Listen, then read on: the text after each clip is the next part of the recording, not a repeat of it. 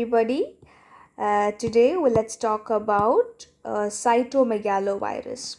This cytomegalovirus, now it's a very important question. Okay, when it comes to your theory exams, it could be a 5 mark or a 3 mark question. So let's start. Basically, I'll just tell you what all are the points that you should be writing in your exam. Okay, so it's a simple topic. Cytomegalovirus, it comes under the category of herpes virus, human herpes virus. We have a lot of types like type 1, type 2, type 3 and so on. So this is human herpes virus type 5. Okay, important. Now, this is the largest virus of this herpes family. Okay, so cytomegalovirus, it is the largest virus of the herpes viridae family. Now, if I ask you, now what is the largest DNA virus? Okay, I'm not asking you about herpes viridae. If I ask you which is the largest DNA virus, your answer should be what, guys? Very good. Pox virus. Pox virus is the largest DNA virus. Okay. Now, coming back to the CMV, cytomegalovirus. Who is the reservoir? Like, in whom does this virus stay and act? They stay in that reservoir, and he can spread the disease to other organisms. So who is the reservoir here? Yeah, it's us only, man. Okay, man is a reservoir of CMV. Now, how does CMV spread? It can spread through our secretions. Could be oral secretions, respiratory secretions. These are the most common mode of spread. But if you ask me, can it be spread from mother to child? Yes. Okay, through placenta it can be spread. Now, can it be spread via sex? Yes. Via sexual route also it can be spread. Okay.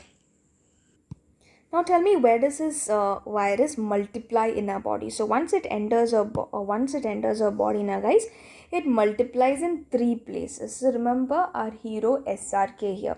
Which all places does it multiply? Cytomegalovirus, it enters our body and it multiplies in 3 places. Okay. So S stands for salivary gland. Okay. Salivary gland, and R stands for what? Our respiratory tract. Okay, in respiratory tract also this virus multiplies. K stands for the kidney. Okay, moving on. Where is it latent? Like, where is it sleeping inside our body? Like, it remains inactive in our body. Where? Okay, that is in a monocyte. Okay, so monocyte is a WBC. So in the monocyte, the cytomegalovirus remains inactive. It sleeps in there. Now tell me, guys, this infection, can it be seen only in immunocompromised people? No, the answer is no. It can be seen congenitally. Like, as soon as a child is born, we can see that the child is infected if the mother has it. That's what we call congenital infection. This infection can be seen in immunocompromised individuals and immunosuppressed actually IC I have written as a short form for immunocompetent, okay, and IS I have written for immunosuppressed individual. So basically, CMV can be seen in any individual, whether his immunity is good, bad, or it can be even seen in a child. Okay.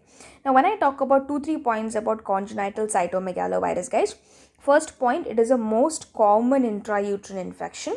Where the child is going to have a lot of congenital defects. I'll talk about it. Now, mostly, the child with cytomegalovirus will present with hepatosplenomegaly. Then, obviously, when the liver is involved, the child is going to land up getting jaundice, right? And there's also going to be these petechial rashes, the purple rashes all over the body of the child, giving it a blueberry muffin appearance. Very, very important. So actually, this blueberry muffin baby is not just seen in CMV. It can be seen in other conditions also. But yeah, let's go by the books. When they ask you something about CMV, write blueberry muffin baby. Okay, fine. Now, guys, here I have drawn a small picture so that you can remember what all defects that such a child will be having. First thing, so I have drawn a picture here. See, this is the face of a child, all right, and I have written C here, okay, as a ear. Okay, so C stands for chorioretinitis. Chorioretinitis matlab kya hai? Yeah, the retina is going to be involved. Okay, retina is going to be involved, the eyes are going to be involved, and obviously there is going to be deafness also in such a child. Okay, so the child's eyes and ears are problematic here. Now, I'm writing one M on top of this child, okay, and this M stands for microcephaly or mental retardation. So the child's head is going to be very small, and also the intellectual ability of the child is going to be less. Okay, now I'm going to write it here so that you can remember this picture. See, V stands for periventricular calcification. So see guys, in our brain, okay, we have got ventricles. I hope you all know, right? First, second, third, fourth ventricles. Yes. So around these, I'll show you the pictures of ventricles later on in some radiology class. Just remember that in our brain we have got ventricles. We have structures called ventricles, and now around the ventricles we have got small calcific depositions, calcium depositions, if the child is having cytomegalovirus. Is that clear? Now, one tricky question. When I say periventricular calcification, you must think about cytomegalovirus. Now, if I say parenchymal calcification, let me repeat it, very important. Parenchymal calcification, cerebral parenchymal calcification, meaning that in the brain, I've just drawn a brain, okay, and in the parenchyma of the brain, if you can see calcification in the parenchyma of the brain, if you can see these small calcifications, calcium depositions, then it is a case of toxoplasma. All right, once again guys, if it is periventricular calcification, it is cytomegalovirus. Okay, and if it is parenchymal calcification, it is going to be toxoplasmosis. Though usually children tend to get confused in these 2 points. Don't get confused. Okay, fine. Okay, now let's move on to the lab diagnosis. How will you find out that the child is having, or the person is having, cytomegalovirus? So you view the sample, you take a sample and you view it under the microscope. So such a patient's sample will give you owl eye appearance. 1 minute guys. Yeah, this is very important guys. Owl eye appearance. Okay. Yeah. So when I say, yeah guys, owl eye appearance. So this, as you can see here, I'll show you the picture. This is owl eye appearance. Now in the owl eye appearance, in a cell, now you're going to get intranuclear inclusions. Okay, this is a nucleus that I've drawn here inside, and intranuclear you have got inclusions, and also in the cytoplasm you have got inclusions. Okay, so that is your owl eye appearance, where if you observe, you can see intranuclear and intracytoplasmic inclusions. Okay, now let me show you the picture. Okay guys, see, this is a picture of cytomegalovirus. As you can see, this is a picture, okay, of a cell where it is showing that, see, in the cytoplasm also you can see small granules, okay, and in the nucleus also, if you see clearly, in the nucleus also you can see small granules. So these are intranuclear calcifications, and these are intracytoplasmic calcifications. Fine, so don't forget this point, very important. Now, where is this virus grown? See, bacteria and all, we can grow in the culture media, right? But where is virus grown? You've got a lot of isolation medias for viruses, but just mark this part up, okay? This virus is grown on human fibroblast cell line, okay?